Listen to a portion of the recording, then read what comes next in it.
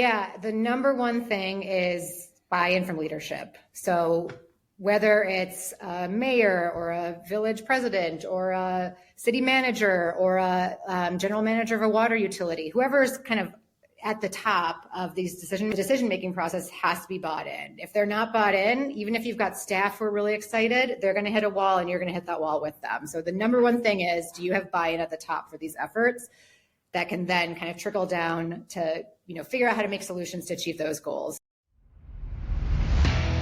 Have you ever wondered how successful architecture, engineering, and construction companies scale their business? Or have you ever wanted guidance on how to get more growth, wealth, and freedom from your AEC company? Well, then you're in luck. Hi, I'm Will Forat. And I'm Justin Nagel, and we're your podcast hosts. We interview successful AEC business leaders to learn how they use people, process, and technology to scale their businesses. So sit back and get ready to learn from the industry's best. This is Building Scale. Hey listeners, it's Will here. Our mission is to help the AEC industry protect itself by making technology easy. If you've ever listened to our show, then you know that the three pillars of scaling a business are people, process, and technology. So if you suspect technology is your weak link, then book a call with us to see where we can help maximize your company's IT and cybersecurity strategy. Just go to buildingscale.net/help. Today's guest is Nicole Chavas, president and co-founder of Greenprint Partners. Nicole leads Greenprint operations, strategy, and business development. Greenprint is a certified women's business enterprise and a certified B Corp, as well as a award-winning planning, design, and engineering firm that delivers inspired green infrastructures. Their mission is to get the most good out of green infrastructures with a vision that every U.S. city facing stormwater management challenges is implementing a comprehensive green infrastructure plan by 2050. Before founding Greenprint, Nicole spent over a decade in investment management advocating for ESG solutions. Nicole earned her MBA from Northwestern University's Kellogg School of Management and her BBA in accounting from the University of Wisconsin-Madison. And with all that said, Nicole, welcome to the show. Hi, thank you for having me. Yes, it's been a bit. As we were talking about before we hit record, we talked probably 4 months ago, somewhere in that ballpark, and then things kept, having to be rescheduled and pushed out. So we're here. We're super excited, and let's kick off and just tell us. I said what you generally did, but give us your tell of it. What got you started in Greenprint, and tell us a little bit of your origin story. Yeah, absolutely. So I made a career change to get into the world of infrastructure development. So as you mentioned, I started my career in finance, accounting, investment management, where I spent 10 years working in large investment firms, helping them invest in hedge funds and private equity funds and those sorts of things. My background is always in operations and accounting. And after the financial crisis in 2008, realized I kind of wanted to find a way to better align my work with my values. At the time we were invested in all sorts of funds that were invested in all the crazy derivatives and housing. I kind of felt like I was at a place that was kind of contributing to problems as opposed to solving them. And I wanted to kind of change that. And so I went to Kellogg to get my MBA with a focus on social enterprise and impact investing, which is where I met my co-founder, April Mendez, and actually both my co-founders, April and Laura Kimes. And so between the three of us, I had this sort of business operations accounting background. April had a community development background, and Laura had an sustainability and energy background. So we had sort of the sustainability, people, profit, planet triangle going between the three of us, and all of us were kind of interested in finding a way to bring our talents to solve big problems. And at the same time, my husband was getting his master's in planning from the University of Illinois, Chicago, and I just kind of fell in love with urban development, sustainable urban development, and wanted to find a way I could bring my skill sets to advance sustainability in the urban landscape. Living in Chicago, I see a lot of the challenges on the ground in terms of how we can create a more resilient community for everybody. So not just the people with means, but people in the South and West Side as well. And so those are all the kind of things that were kind of motivating me, but I didn't really know what it was. What was the thing that could help kind of address all of these interest areas that I have? So that's when I learned about green infrastructure, which is just a sustainable way of managing stormwater using nature. So rain gardens, bioswales, permeable pavers, green roofs, all these very simple tools to help manage rainwater where it falls, but have an opportunity to have kind of multiple layers of impact for a community in terms of reducing flooding and creating more green space, creating more opportunities for biodiversity, habitat, improving air quality, all these things that bringing green space into our communities can have really benefits everybody. And as I learned more about it, I learned that a lot of state and local governments are trying to find ways to shift to these green solutions, but we're really struggling. That our historic way of developing infrastructure was big underground tunnels, big centralized solutions, and moving to a world where we use nature in a distributed way to help solve these problems was just like really, really challenging for government to figure out. And so I kind of realized that's what I wanted to do. I wanted to find a way to help these governments make this transition to a more sustainable future and do it in a way that's really equitable and serves all communities that stand to benefit from it.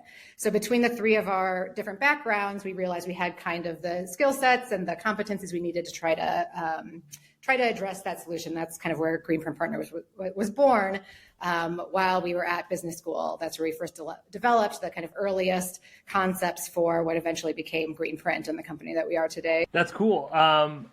Do you find that this is a big education component to get governments to get on board, or that, they have a feeling but they don't have any concept? So is that a big role? Certainly in the beginning, is this a big role of what you were essentially establishing?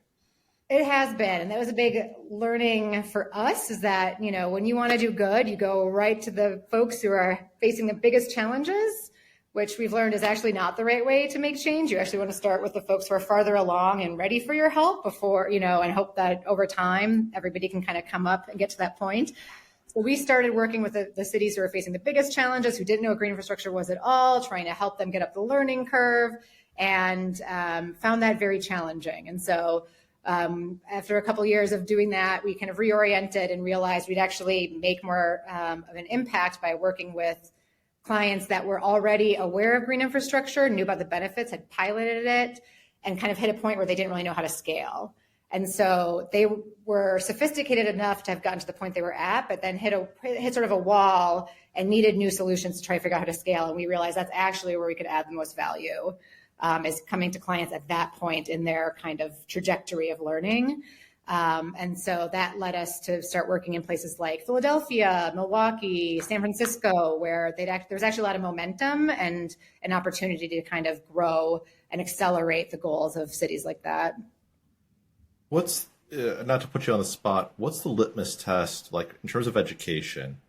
What's the litmus test? You probably have some questions that you ask. It's very similar to how we work, where, if you've never bought, IT or cybersecurity, then, it's like you're starting from nothing, trying to get you from nothing to someplace, versus you've got some experience and it's a way different conversation, right? Yeah. So what's your litmus test, or what do you ask to kind of understand where they're at? Yeah, the number one thing is buy-in from leadership. So whether it's a mayor or a village president or a city manager or a general manager of a water utility, whoever's kind of at the top of these decision-making process has to be bought in. If they're not bought in, even if you've got staff who are really excited, they're going to hit a wall and you're going to hit that wall with them. So the number one thing is, do you have buy-in at the top for these efforts that can then kind of trickle down to, figure out how to make solutions to achieve those goals. So if they don't have that, there's a lot more work that needs to be done to get there, but they're not ready. Are we saying buy-in? Like, are we talking like mayor buy-in, or or governor buy-in, or are we talking, or where are we talking about here? Yeah, so working in the water infrastructure space, one of the big challenges of it is that it is hyper local. So what's happening at a individual municipality level, at a regional level, at a state level, all of them have a role to play, and they all have different, and then every municipality is different, every state is different, so it's very challenging. What works in one area doesn't work elsewhere. So it's having to understand the local landscape, who's responsible for water infrastructure in this locality, who are the players, and then who are the decision makers there. So for example, we work in Milwaukee, where the Milwaukee Metropolitan Sewerage District is a national leader in innovative and sustainable stormwater solutions. And they have an amazing general manager, Kevin Schaefer, who is very visionary. So that's a place where we know, like, they've got the buy-in, they've done the work, and we can be a really great partner to them in helping them get to the next level. Yeah, I was, as you were saying this, I was also thinking, I'm like, oh yeah, this is like when we're trying to get somebody to like get more cybersecurity, but they don't have an antivirus or firewall. And it's like, yeah, we are so far away removed from, like, yes, you need the most help, but your brain is not in any way, shape, or form thinking about the importance of this. So that makes tons of sense. Attacking who's ready to actually make an impact. That makes way more sense. Yeah, so and then from there, you've grown a bunch. Oh no, if you've got more to add, please go ahead. Yeah, I was going to say from there, that's the kind of table stakes, and then from there, ideally, they have some familiarity. They've done some pilot projects. They've gotten some of those learnings out of the way. That'll, they've made the same mistakes. Well, ideally, we want to help them not make the same mistakes that others have made, but they've gotten to a point where they have sort of a baseline understanding and foundation to grow from. Can you give some example of some mistakes without naming names, right? Some sort of example mistakes of that are very typical, that you see that are very typical, sort of and those failings, how they learn from them. Yeah, so I think green infrastructure, really, it's not new in the sense that it's nature's our oldest form of infrastructure, but it is a new way of managing stormwater for a lot of these communities. And so because they think of it as maybe cutting edge, instead of thinking of it as just another part of their infrastructure, they usually will rely on grants or kind of limited funding sources to fund green infrastructure. But the challenge is when you're implementing, you need to maintain it for the long term. You can't plant a bunch of trees and flowers and plants and then when the money's out, and then no one's maintaining it anymore. So a lot of these early projects were funded with grants that when the money was out, the project was kind of over, and then these plants were kind of left to fail. And one, they stopped doing what they're supposed to be doing, which is managing stormwater. And two, the community then sees these, what looks like a bunch of weed patches, and says, like, what's going on here? This is bad.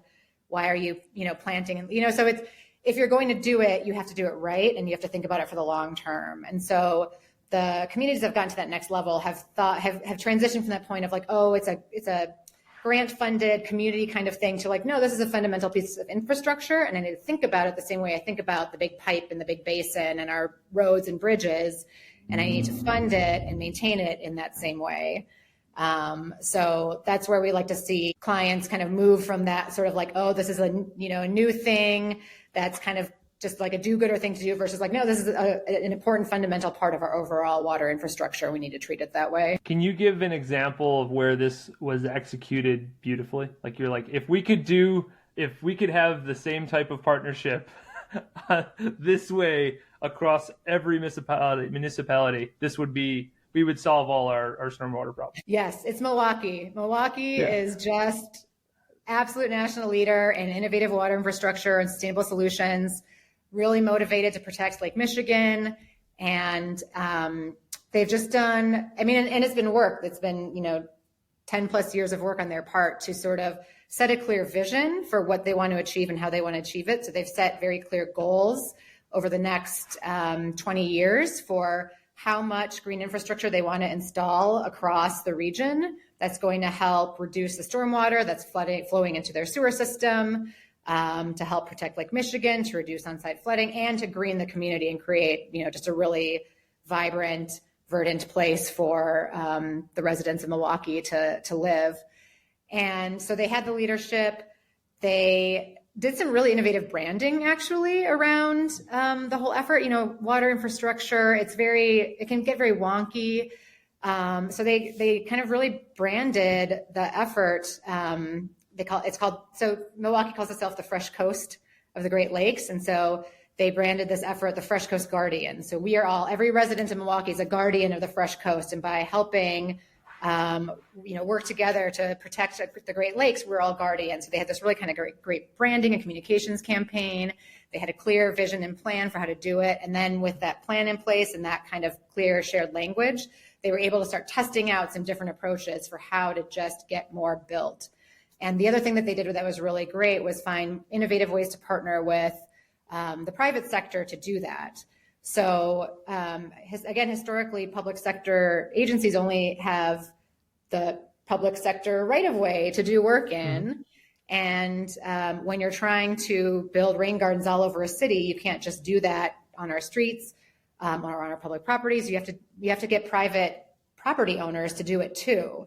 And so the only way to do that is to incentivize them to do that through development incentives or through grant programs where you're actually paying property owners to install green infrastructure. And so they've developed a lot of really innovative grant programs to help business owners, churches, schools take advantage of their funding and their technical assistance to install green infrastructure. And we're one of their kind of implementation partners in doing that. So again, it not only gets more infrastructure built, it gets buy-in from the whole community on the value of it. It actually makes people feel see the value of their service, of their utilities, because they're seeing their rates go out, and it comes back to them in the form of cool rain gardens and things on their site. So it really is it brings everybody along and achieves the stormwater goals, achieves community goals, and makes a better, stronger relationship between the community and the public agencies that serve them. Fresh Coast, it's not a thing I knew. Amazing branding there and marketing there for Milwaukee. So kudos, Milwaukee, for that. You mentioned rain gardens.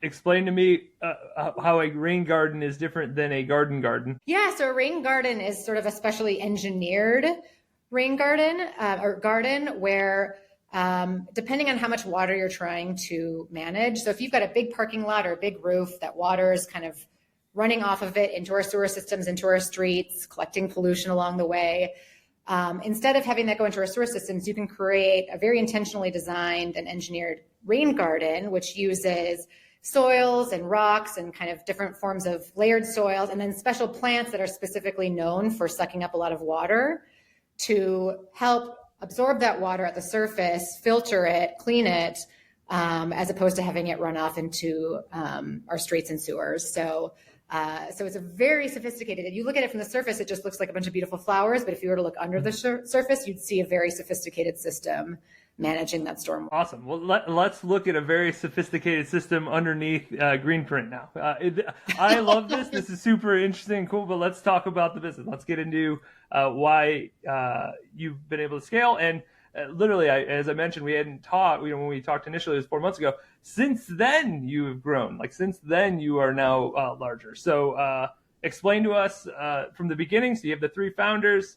You have this idea. It seems like it makes a lot of sense. It's going to be impactful. You go off to do it, and now you're growing your business, and you have 26 people underneath the flagship. Yeah, 24, soon to be 25, 26. Yeah, we've got a few positions out.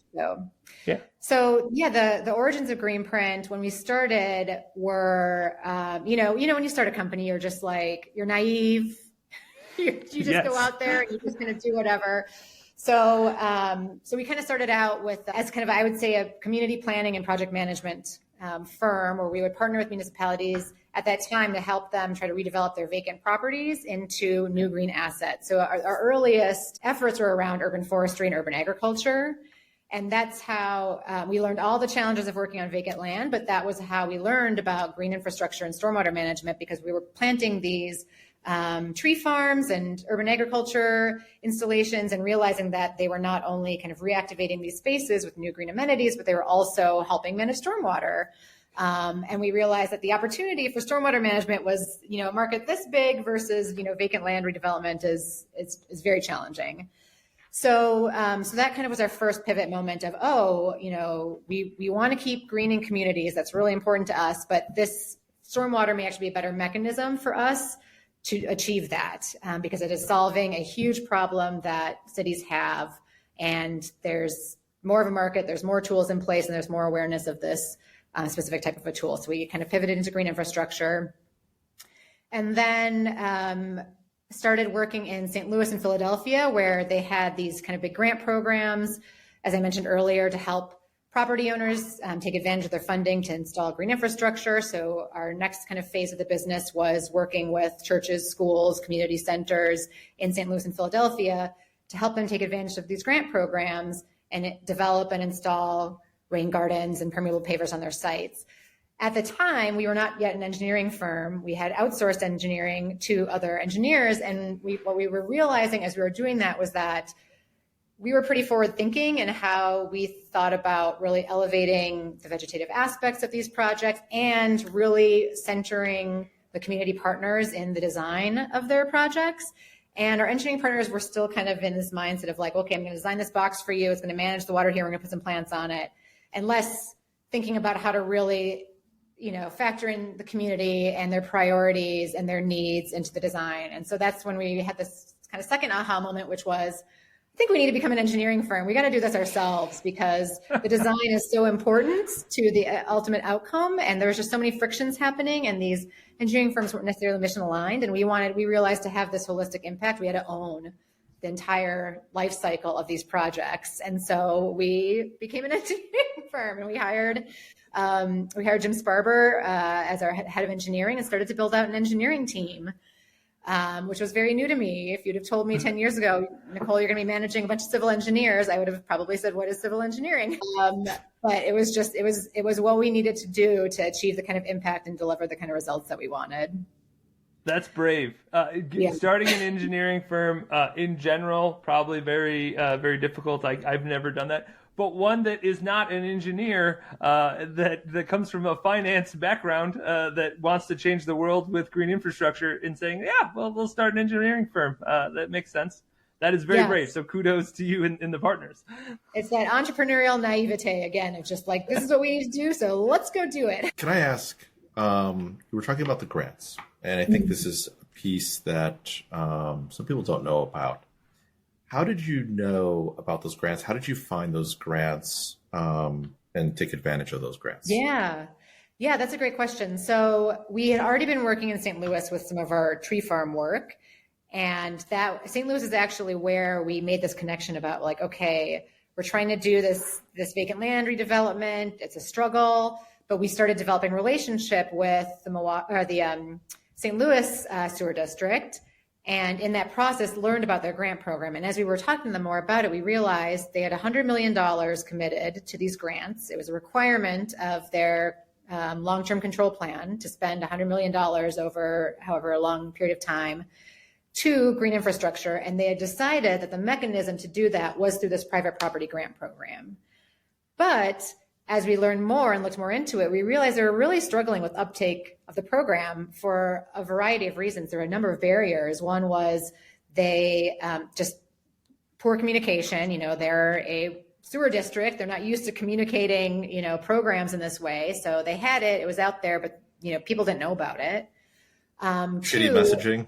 Sorry. Like a website. And then two, the way they structured it was as a reimbursement program. So these grants could be like $1 million. These are huge grants. These are huge installations. But for a church, for example, who has a huge parking lot, a huge roof, and a lot of, underutilized green space that could really benefit from these funds, not only do they need to know about the program, but they would have had to hire an engineering firm, come up with a design, apply for the funding, get the funding awarded, design the project, construct the project, and then get reimbursed for it. So just a total non-starter for most property owners. When we came in 2017, an IKEA had done it and an office park had done it because they had the means, to be able to float those costs and have the expertise. So we saw an opportunity here. We saw a gap. We saw a ton of money at the table. We saw a huge gap. We saw a lot of properties that were good fits. So what we did, one of the benefits of being a mission-driven firm is that we were able to develop relationships with foundations. So we went to the Kresge Foundation, which we knew was looking for opportunities to fund projects in climate resiliency, stormwater management, and equity. So we went to them and said, hey, look, we see this huge gap here, and there's a ton of opportunity to get these public funds directed towards low-income communities who could benefit from them. But this program is poorly structured. We recommended, how about you give us a grant to come up with a new model that can help connect these dots and better enable these property owners to participate. So we got a $500,000 grant from the Kresge Foundation to design a process where we would be sort of the glue, the missing link that could do the analysis to identify good fit sites, do the outreach to those property owners to let them know about the program in a way that was really understandable to them, not sort of jargon from a sewer district, help them to design a project on their site in partnership with their constituents, submit for the funding. If the project got awarded, take them through the design and then the construction management. And then on top of all of that, we would finance all of those costs. We'd find a financing source to finance all those costs in advance of completion and then the reimbursement. So that was the model we developed with the Kresge Foundation that we were then able to test out with our first few projects, which all got awarded, and we were able to kind of go through that entire life cycle process.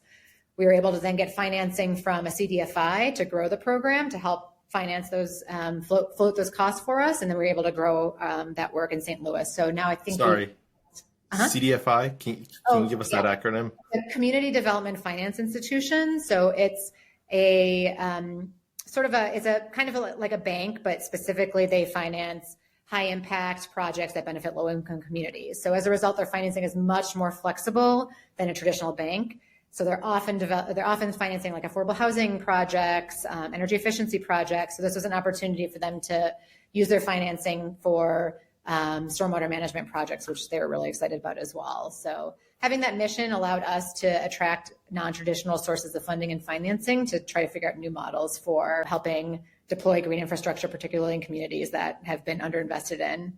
So since then, we've had 11 or 12 projects kind of go through that process in St. Louis, and we've had a number of them be constructed at this point, and it's been a huge success for everybody because the sewer district now is able to deploy their funds as they are required to, and we're seeing them deployed to communities that, some of them have gotten no public investment for 50 years. This has been the first public investment in their neighborhood in decades, which is really exciting. And then, the stormwater goals are being met, community goals are being met, and these funds are being distributed in a really equitable way. You're creating a triple win-win-win situation. It sounds a lot like your mission is really the core that kind of makes everything work. Is that fair to say? Absolutely. It is not detachable from our work. I think a lot of mission-oriented business models are, like the buy one, get one, or, we donate a percentage of proceeds. You can easily, if something changes, you can easily disconnect those and sell this business model. But ours is fundamentally built into everything that we do, where if we disconnected it, our clients would not want to work with us anymore because that's kind of our whole model. So yes, it is 100% integrated into our entire approach.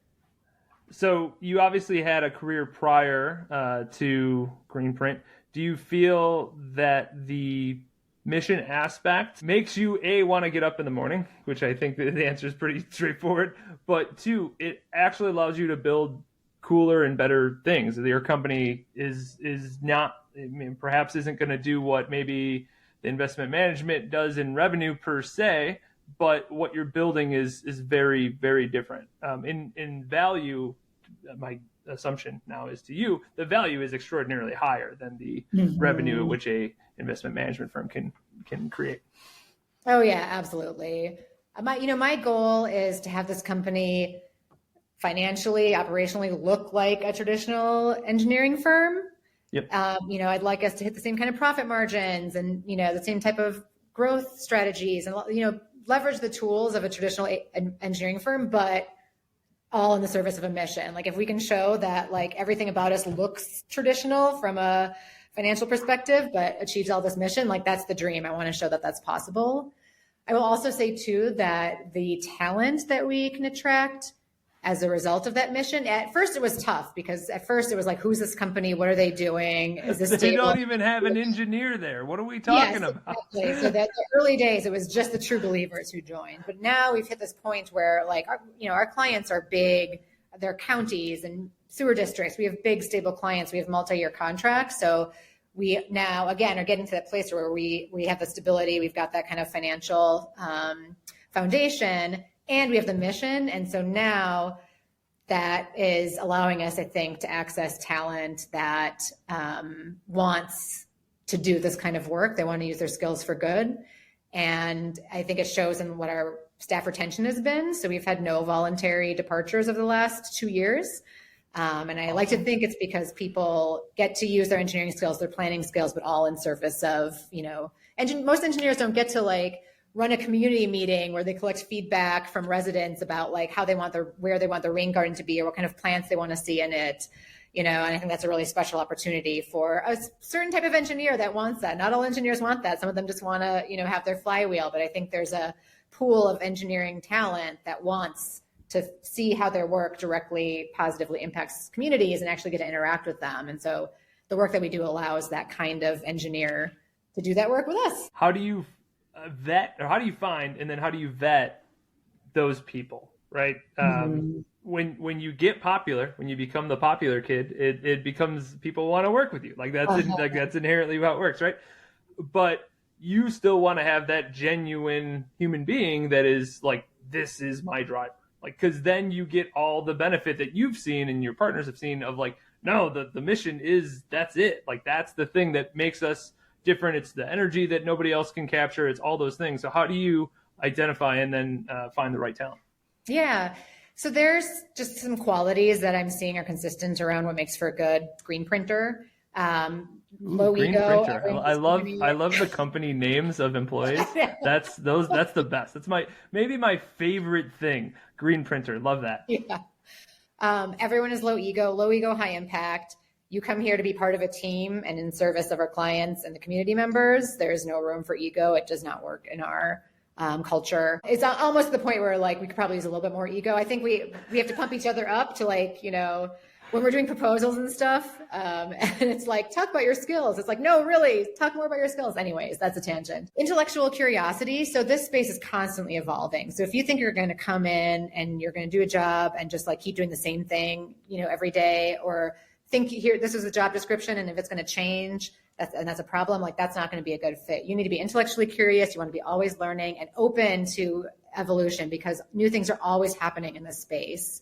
And that needs to be exciting and not scary. So that low ego attitude, team, orientation and collaborative orientation, particularly with multidisciplinary teams. So if you're an engineer, it has to be exciting to work with planners, and the planners have to be excited to learn from the engineers because everything we do is so multidisciplinary. And it's just that humility, a team orientation, and just that intellectual curiosity to always want to be learning from each other is kind of fundamental. And so those are the things we screen for when we're hiring. So you now have become a bit more popular.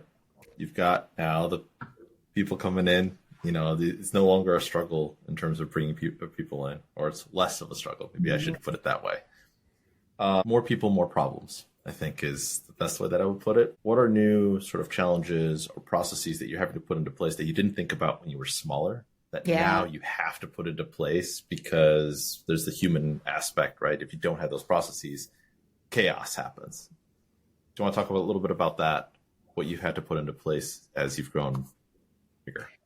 Yeah, hitting 20 is real. It's a real game changer. I know everybody, but I don't know as much about what they're doing day to day as I used to. I used to know everything that everybody was doing. And now I'm getting farther and farther away from the day to day.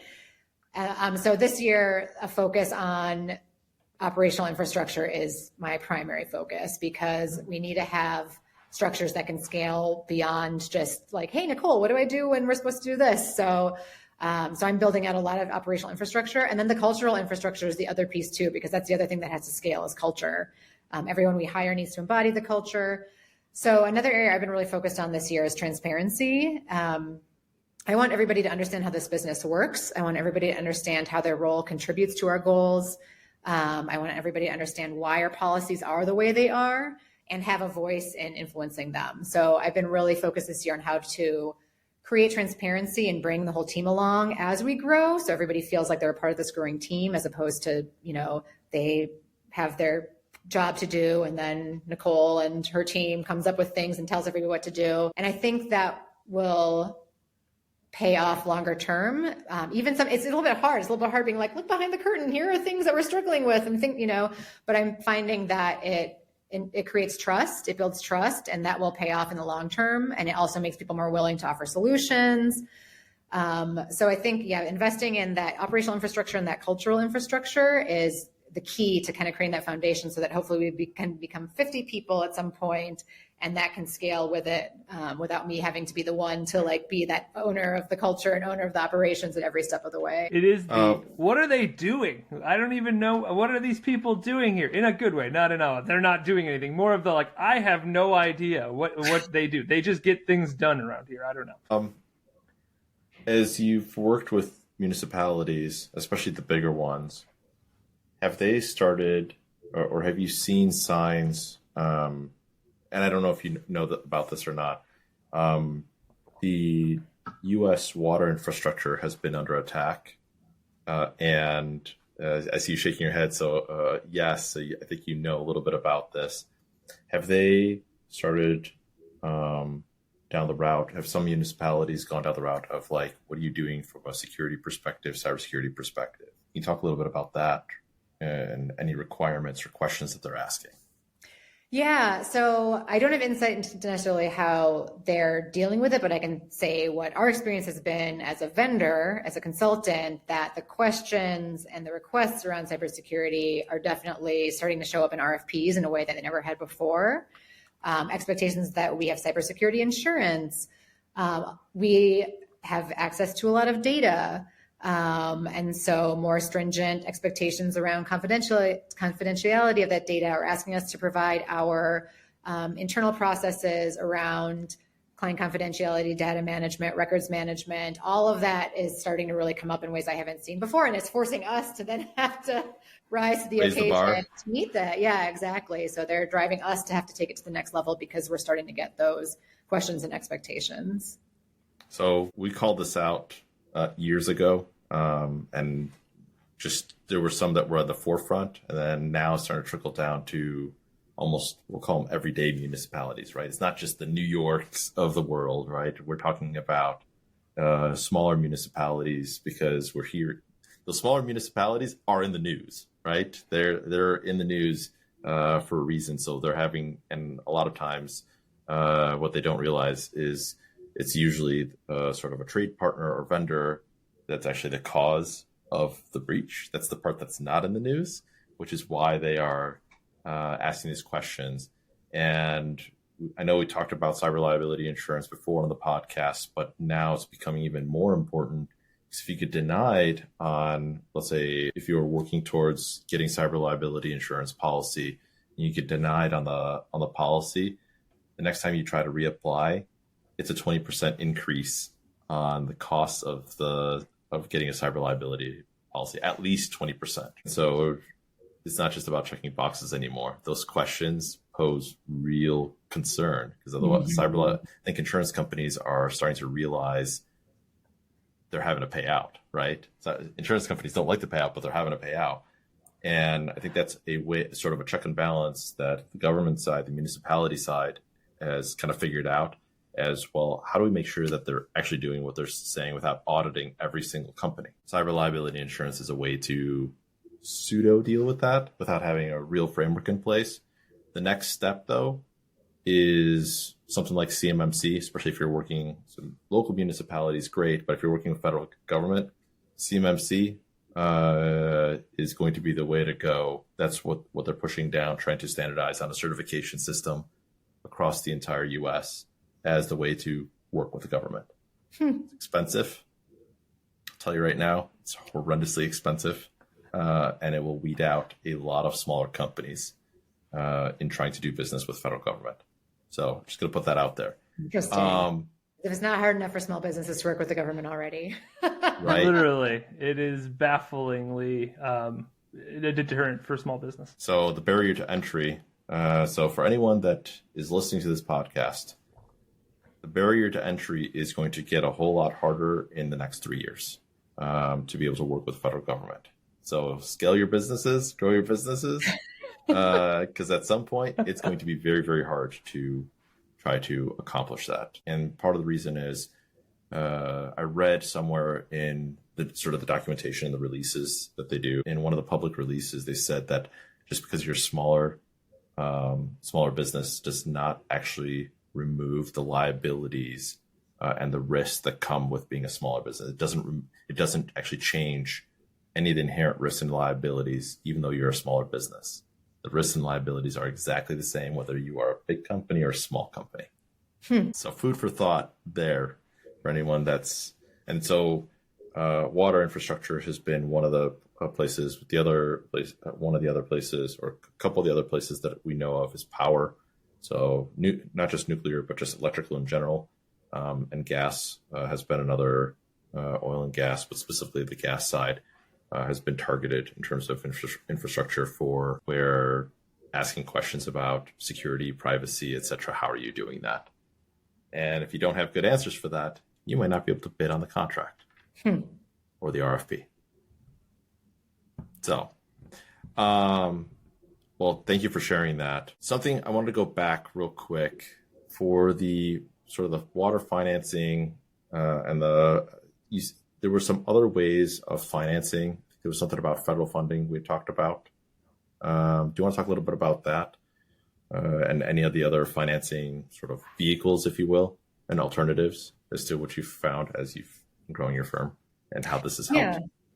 So with all the federal funding from the last couple of years, so the primary financing source for water infrastructure, for stormwater infrastructure, is the state revolving loan funds.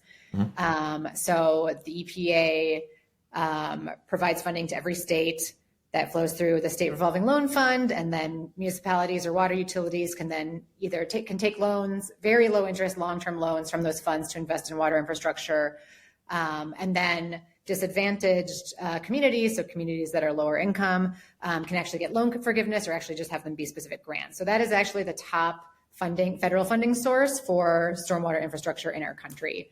For better or worse, I could go on about the opportunities and challenges that presents. So one of the things that we're trying to do is help our partners be able to develop more sustainable projects that could then be eligible to apply for that type of funding. So one of the challenges with green infrastructure has always, again, been it's a lot of small projects. It's not just one big project. And so normally municipalities are applying for these loans with, $20, $50, $100 million projects. Well, what if you have a whole bunch of $1 million projects? It just doesn't make sense to apply for a bunch of $1 million loans. And so we're trying to help our clients think about ways to actually aggregate a bunch of smaller projects into a portfolio. So then you have 20 $1 million projects across the city that could be a package that could then apply for these loans so that you can still get access to that amount of financing. And it takes a lot more planning and pre-development work to be able to do that versus just like, hey, we're replacing this big pipe or we're building a big basin and we're going to finance that. So the level of like upfront planning and thought that needs to go into aggregating these distributed projects to be able to access these financing sources is another area that's really new. And where we're trying to support our clients and trying to think more creatively about how they can think of how their infrastructure is part of a bigger, portfolio versus a bunch of one-off projects. Sounds like your former experience in the financial markets is playing into this. In how do you best accommodate for these financing vehicles and kind of the bigger picture. On the federal side, are there any strings attached, or even any of these vehicles? Are there any strings attached? What does that look like? There are, and it's actually these strings that have been in our favor because of our mission, because of our commitment to investing in low-income communities. A lot of these federal funds, particularly the grant funds, have requirements about 40% of the funds need to go into disadvantaged communities. Or there needs to be reporting on racial equity, those sorts of things, where I think before all this federal money, we were out there doing this work, and a lot of our a lot of municipalities, a lot of other engineering firms were like, oh, that's all nice to have. If you can get grant money to do it, that's cool. But, that we're not going to pay for that. To now, if we want to access these billions of dollars, these things need to be a priority. And all of a sudden now they're in the RFPs, which is, that's the dream for impact, is like when it's in the RFP, when it's in the budget, like that's, it's going to happen. And so it's been really meaningful for us to see what are seen as strings attached to others, but to us as like absolutely fundamental components of equitable infrastructure development actually now become core components of of these projects because they're required to get the funding. So those have been actually, I think, helped move the needle in terms of better allocating infrastructure investment in an equitable way. That was kind of a surprising answer. I didn't expect that answer specifically. I thought strings attached would go the other way around, but thank you for that. That's kind of cool. You, when you were doing investments, or when you're in the financial side, you were specifically, trying to help ESG and solutions in that regard.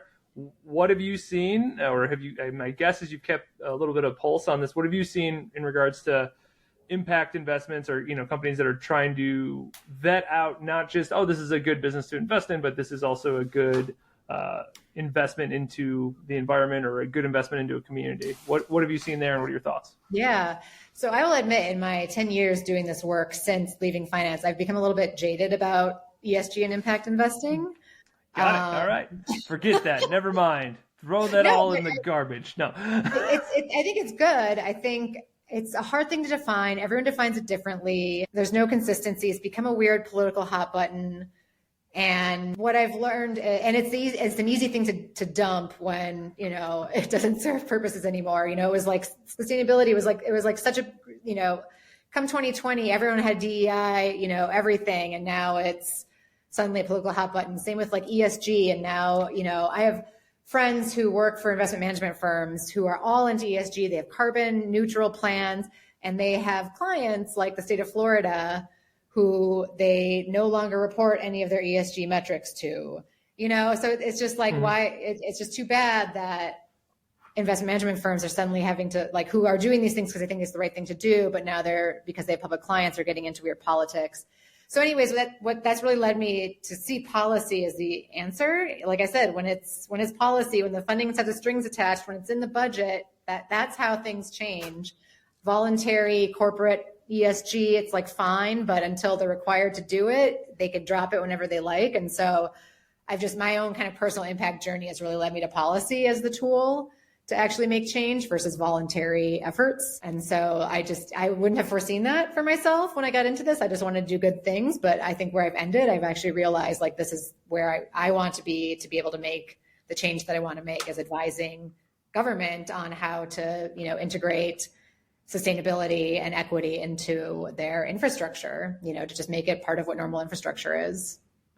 Is this where becoming a certified B Corp, kind of putting your money where your mouth is with creating actual written policies within your bylaws and things like that? Is that where that came up, and what was that like? Yeah. So yeah, we did the B Corp certification early, and I highly recommend anyone who wants to become a B Corp, do it when you're real small. It's so much easier to do when you're real small, and then just grow from there. But in addition to getting that kind of external assessment, and it's a very detailed assessment, we're required to update our legal agreement to say that the company is not run in service of just shareholders, but also we have to factor in multiple stakeholders into corporate decision making. So employees, clients, the community, the environment. It's not just in service of shareholders. And so having that actually be embedded into our legal agreement shows, like you said, we're putting our money where our mouth is. We're willing to put that into our legal agreement, and we're willing to show our employees that we have to factor them into our decision making. We can tell our clients we have to factor them into our decision making. We're not just in service of pure profit for shareholders, which again for us is a complete alignment with our mission. So I'm totally fine with that.